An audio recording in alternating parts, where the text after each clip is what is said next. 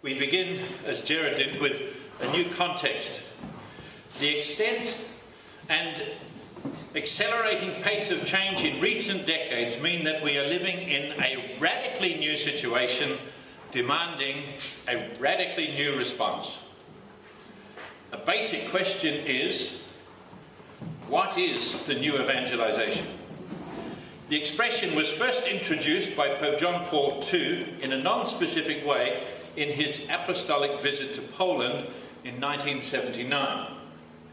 He used it next in Latin America in 1983, specifying evangelization that is new in its ardour, methods and expression.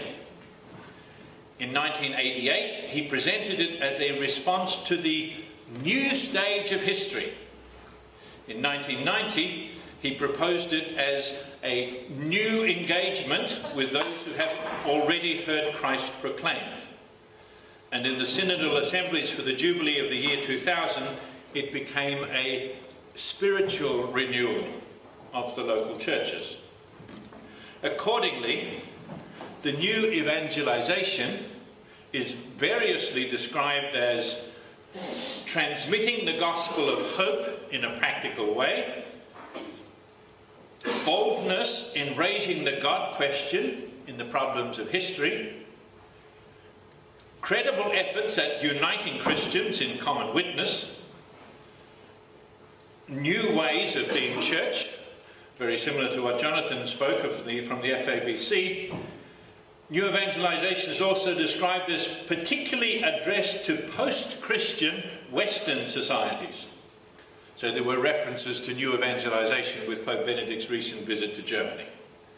And it's also the Church undertaking anew her fundamental mission, her identity and her reason for existence. And finally, new evangelization is synonymous with mission. Given this creeping definition of new evangelization, it has now become synonymous with mission. My major concern is that it not be defined too narrowly. In terms of breadth and vision, the Lineamenta does mention 6 vast areas towards which the new evangelization is addressed. And Jared has also mentioned these as culture, the social sector, the means of social communications, the economy, scientific and technological research, civic and political life. Also, the Lineamenta mentions repeatedly the importance of listening. However, the name of the document, the new evangelization for the transmission of the Christian faith, it sort of gives the image of handing on a package. Secondly, the structure of the document. It has a chapter on new evangelization, and then another chapter on proclamation, and a final chapter on initiation, sandwiched in between an introduction and a conclusion. And thirdly, the overall thrust of the document. It's accentuating the church expanding into all these areas of human activity. So it gives the overwhelming impression that new evangelization is narrowly identified with proclamation. In fact, the terms are sometimes used interchangeably. For example, and this is paragraph 12, evangelization needs to be seen as the process through which the church, moved by the Spirit, proclaims and spreads the gospel in the entire world. So it's very clear, evangelization is being focused into proclamation. This strong emphasis on proclamation echoes Pope Paul VI's urgent plea when he says, the church has something to say. The church has a message to deliver. The church has a communication to offer. But is it truly prepared to listen? Is it open to receive? Is it able to learn?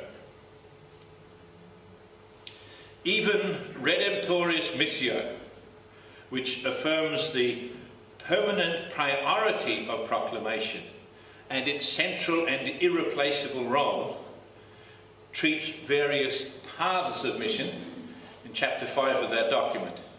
And they are witness, initial proclamation, conversion and baptism, forming local churches, ecclesial basic communities, incarnating the gospel in cultures, dialogue with our brothers and sisters in other religions, promoting development by forming consciences, and the final section on charity, source and criterion of mission. So even in that document you have got many paths of mission. So evangelization is much broader than proclamation, even though proclamation may be a priority and may be central. However, maintaining this broad vision of evangelization is not just a matter of ticking off the boxes. What also matters is the manner in which these various evangelizing activities are carried out. In this new era, the church can no longer dominate nations, governments and peoples, but must take the same kenotic path of its Lord and Master. The humble servant foot-washing role must inform all her missionary or evangelizing activities. She can no longer act as an empire extending her reach, but must recover her original role as a servant of the kingdom of God. I'll give only one example of the manner in which mission is to be exercised, and it's a crucial one. Dialogue and proclamation are often posed as incompatible. If you're doing one, you can't do the other, and so on. However, in the document Dialogue and Proclamation, we read, true interreligious dialogue on the part of the Christian supposes the desire to make Jesus Christ better known, recognised and loved. So that's proclaiming Jesus Christ. But proclaiming Jesus Christ is to be carried out in the gospel spirit of dialogue. We cannot proclaim unless we first listen to the people to whom we express the message, and then discern with them whether they've actually heard it properly and appropriated it. So proclamation always involves dialogue and listening. That is, all dialogue involves proclamation of the truths and values to which one is committed, and all proclamation involves dialogue between the evangelizer and the catechumen. Always and at all times there is acceptance, respect, equality and mutuality. I conclude with one of my favourite quotes in theology.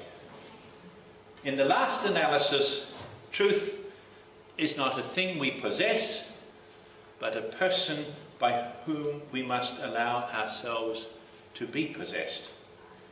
This is an unending process. Thank you.